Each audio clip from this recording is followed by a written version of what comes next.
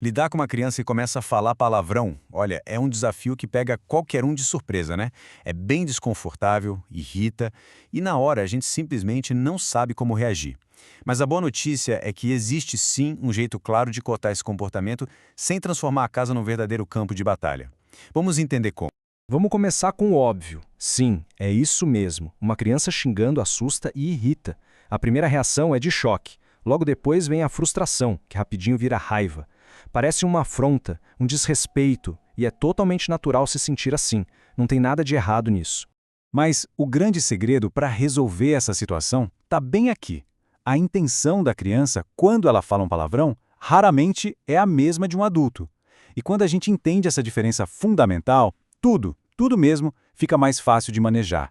É aqui que mora a grande desconexão. Onde o adulto vê uma ofensa intencional, a criança pode estar só lidando com uma emoção forte demais, sem ter palavras para expressar aquilo. Onde a gente enxerga desrespeito, pode ser só falta de repertório.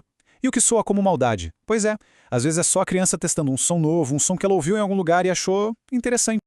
Ok, então se a intenção não é ofender, de onde vêm esses palavrões? Vamos direto na raiz do problema para a gente entender as causas de verdade. As causas geralmente se encaixam em 4 grandes gatilhos.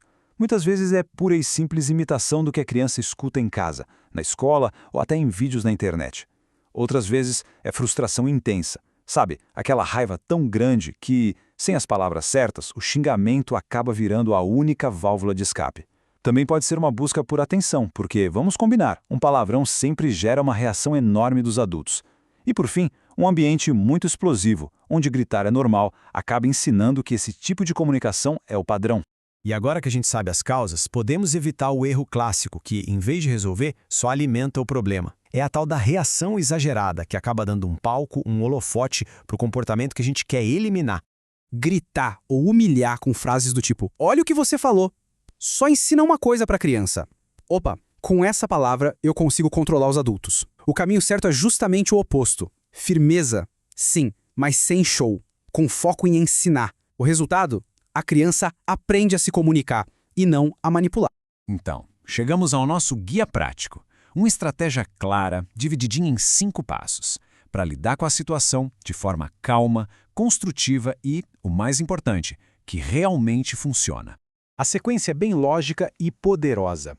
Primeiro, corte o comportamento, mas sem drama. Segundo, nomeie o sentimento que está por trás daquilo. Terceiro, ensine uma alternativa. Quarto, aplique uma consequência lógica. E quinto, super importante, investigue e cuide da fonte. Vamos ver cada um desses passos em detalhe. O primeiro passo é imediato e sem espetáculo nenhum. É uma frase curta, firme: "Eu não aceito palavrão", ou "nessa casa a gente não fala assim". Ponto final. Sem discursos longos, sem sermão. A mensagem tem que ser clara, direta e estabelecer o limite sem alimentar aquela busca por atenção. Logo em seguida vem o passo que, olha, tem o poder de desarmar a situação. Nomear o que está acontecendo. Percebi que você está com raiva, ou você parece muito frustrado. Isso é extremamente poderoso porque a criança se sente compreendida e isso diminui a necessidade dela de escalar o comportamento para ser ouvida. Agora, o passo construtivo. Não adianta só falar "não xingue", é preciso dar uma ferramenta para colocar no lugar. Ofereça frases prontas, como "eu não gostei disso", "eu estou muito bravo" ou "preciso de um espaço". Pensa bem, sem uma alternativa, a tendência natural da criança é voltar para a única palavra que ela conhece para expressar aquela emoção.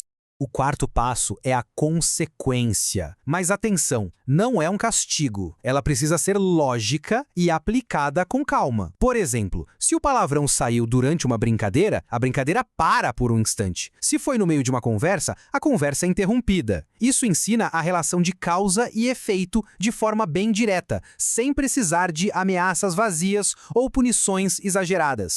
E por último, o passo 5, uma de detetive. De onde veio essa palavra? Foi de um vídeo, de um colega na escola ou será que veio de dentro de casa? Descobrir a fonte é o que vai impedir que o problema continue se repetindo.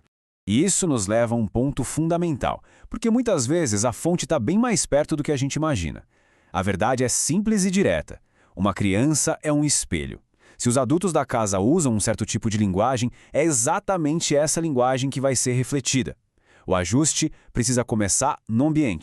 E aqui uma regra de ouro, talvez a mais crucial de todas. Não pode rir. Nunca. Nem aquele risinho de nervoso, sabe? Para uma criança, qualquer tipo de riso é interpretado como aprovação, como reforço positivo.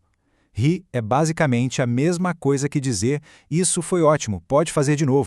No final das contas, é importante dar um passo para trás e enxergar o objetivo maior por trás de tudo isso. A gente não está só tentando apagar um incêndio momentâneo. Estamos, na verdade, construindo uma habilidade para a vida toda.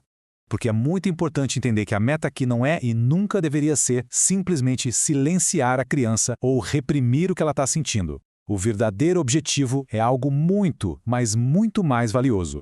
O objetivo é ensinar a se comunicar. É dar as ferramentas para que essa criança consiga expressar raiva, frustração, descontentamento de um jeito que seja respeitoso e claro. Uma criança que aprende a trocar um palavrão por uma linguagem emocional se torna um adulto mais consciente com relações muito melhores. E essa, no fim das contas, é a verdadeira vitória.